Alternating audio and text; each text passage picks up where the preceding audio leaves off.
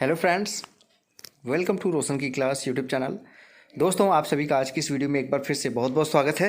आज की इस वीडियो में आप लोगों के लिए लेके आए यहाँ पे कंप्यूटर विषय की पाठ्य योजना। इसको अब अगर आप आईसीटी में भी अगर आप लिखना चाहें, आईसीटी वाले सब्जेक्ट में भी आप लिख सकते हैं।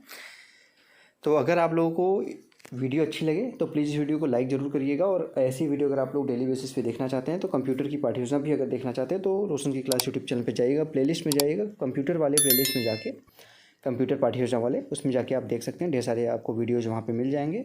बाकी विषयों के भी ढेर सारे वीडियोज़ आपको पाठ्य योजना से रिलेटेड या फिर सूक्ष्म पाठ्य योजना से रिलेटेड वीडियोज़ आपको मिल जाएंगी। और अगर आप लोग को बीएड और बीटीसी की क्लासेस लेनी है तो वो भी क्लासेस आपको शाम के 7 बजे लाइव क्लासेस चलाई जाती हैं, उससे जुड़ के आप देख सकते हैं। बिल्कुल फ्री हैं सारी चीज़ें। उसके लिए सिर्फ एक छोटा सा काम करना है, वो भी बिल्कुल फ्री। इसी वीडियो के नीचे सब्सक्राइब बटन उस पर क्लिक करके सब्सक्राइब करके रखना है, साथ ही साथ बेल आइकन दबा के रखना है। तो अब देर नहीं करते हैं, चलिए स्टार्ट करते हैं आज की वीडियो। सबसे पहले देखिए यहाँ पे पाठ्य योजना लिख लीजिएगा, ठीक है। पाठ्य योजना जो भी संख्या होगा उसको लिख लीजिएगा। नेक्स्ट आपको कक्षा का नाम लिखना है। जो हमारा आज का टॉपिक है कंप्यूटर का विकास, ये आप क्लास 6th, क्लास 7th और क्लास 8th तीनों क्लासेस में पढ़ा सकते हैं। दिनांक लिखना है, यानी कि डेट डालनी है, जिससे ये पता चले कि किस डेट में अपनी कौन सी पाठ्य योजना पढ़ाई थी। कालांश लिखना है। कालांश का मतलब ये होता है कि किस पीरियड में आप जा रहे हैं इस चैप्टर को पढ़ाने। पहले पीरियड में जा रहे हैं तो 1 लिखिए, दूसरे पीरियड में जा रहे हैं तो 2 लिखिए। कहीं कहीं पे कालांश को चक्र लिखवाते हैं, तो आप अपने अनुसार जो भी आपके कॉलेज वाले कहें वो लिखिएगा। दिवस लिखना है, यानी कि मंगलवार, बुधवार जो भी दिन है वो लिख सकते हैं। नहीं लिखने के लिए कहें आपके कॉलेज वाले तो मत लिखिएगा। विषय है आईसीटी का या फिर कंप्यूटर लिख सकते हैं आप इसको। कंप्यूटर में भी ये टॉपिक पढ़ा सकते हैं या फिर आईसीटी में भी आप ये टॉपिक पढ़ा सकते हैं। अवधि है 35 मिनट का। और हमारा आज का जो शीर्षक है यानी कि प्रकरण है वो है कंप्यूटर का विकास।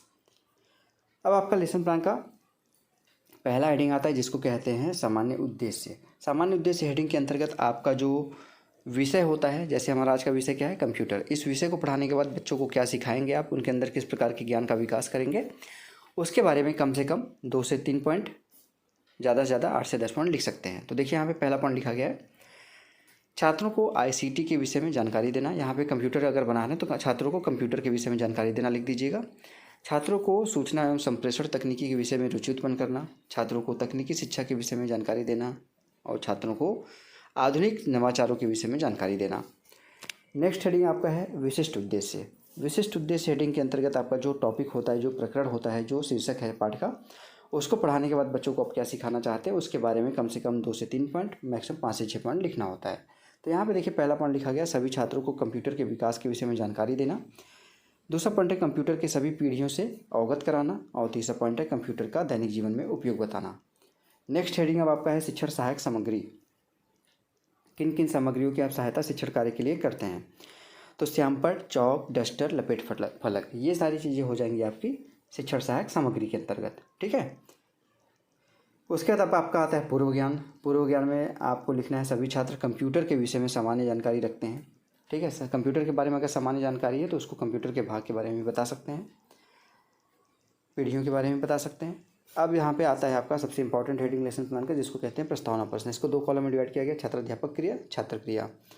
बच्चों से आप प्रश्न पूछेंगे, बच्चे उसका आंसर देंगे, फिर उस आंसर से अपना दूसरा प्रश्न बनाएंगे। इस तरीके से कम 3 प्रश्न पूछ के अपना प्रकरण निकलवा सकते हैं। ज़्यादा से ज़्यादा 5 से 6 प्रश्न पूछा जा सकता है अपना प्रकरण निकलवाने के लिए।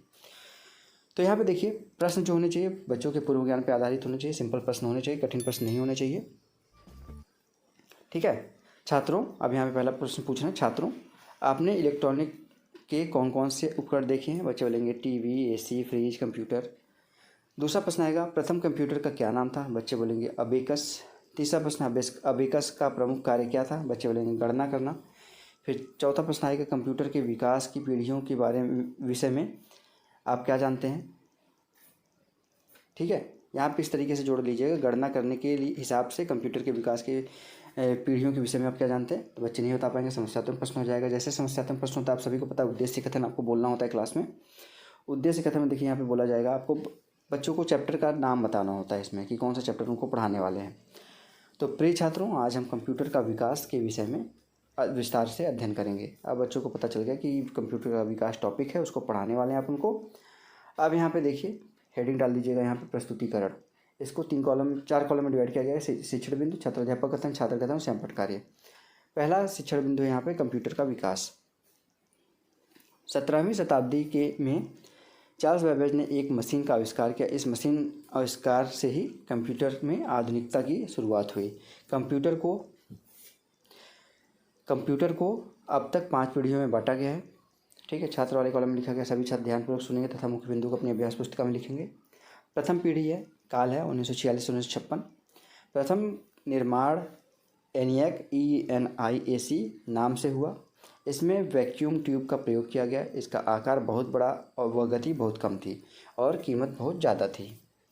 दूसरी पीढ़ी है, यहाँ पे देखेंगे 1956 से लेकर 1965। इसमें वैक्यूम ट्यूब की जो है ट्रांजिस्टर का प्रयोग किया गया जाने लगा।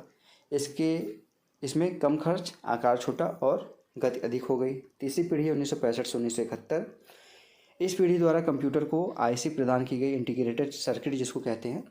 इंटीग्रेटेड सर्किट अर्थात यहाँ पे यही लिखा गया है। ठीक है, इसका वजन दूसरी पीढ़ी से कम था तथा गति तीव्र हो गई थी। इसमें उच्च स्तरीय भाषाओं का प्रयोग किया गया, हाई लेवल लैंग्वेज। चतुर्थ व पंचम पीढ़ी है, ये 1971 के 1989 के आसपास मानी जाती है। इसको लिख लीजिएगा 1900, ठीक है, 89-90 के आसपास। इसमें बहुत से कार्य किए गए। इसमें थर्ड पीढ़ी के मुकाबले बहुत यहाँ पे चीज़ें इसमें, जैसे आकार कम किया गया, गति को तेज किया गया और खर्च बहुत कम किया गया। जब विशाल स्तरीय यहाँ पे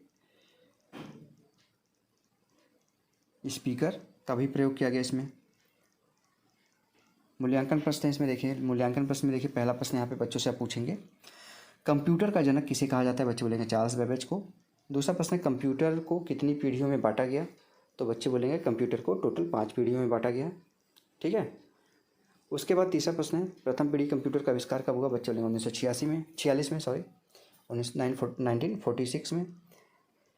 प्रथम पीढ़ी कंप्यूटर का नाम क्या था? सबसे पहला कंप्यूटर तो ENIAC था। तृतीय पीढ़ी के कंप्यूटर का काल तो बच्चे बोलेंगे 1965 से 1971। छठवां प्रश्न है प्रथम पीढ़ी के कंप्यूटरों के उदाहरण, तो पंचम पीढ़ी के लैपटॉप, पॉमटॉप, डेस्कटॉप, ये सब आपके पंचम पीढ़ी के ही तो उदाहरण हैं। अब इसके बाद आपका आता है यहाँ पे गृह कार्य।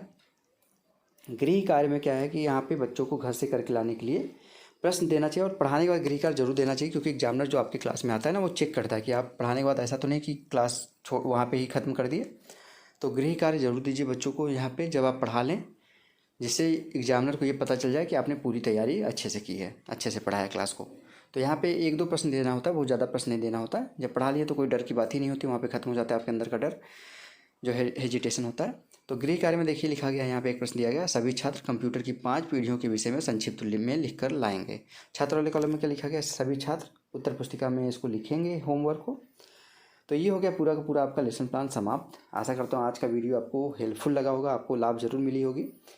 और अगर आप लोगों को ये PDF चाहिए बिल्कुल फ्री में, तो रोशन की क्लास टेलीग्राम चैनल पे जाइएगा, वहाँ पे आपको बिल्कुल फ्री में ये PDF मैं प्रोवाइड कर दूँगा। ठीक है, और अगर आप लोगों को आज की वीडियो अच्छी लगी है तो प्लीज़ बताइएगा कि आप लोगों को वीडियो कैसी लगी। इसके अलावा अगर आप लोगों को कोई वीडियो बनवानी है तो उसके लिए भी आप नीचे कमेंट बॉक्स में कमेंट कर सकते हैं। मैं 1 से 2 दिन के अंदर रोशन की क्लास यूट्यूब चैनल के माध्यम से वो वीडियो आप तक पहुँचा दूँगा।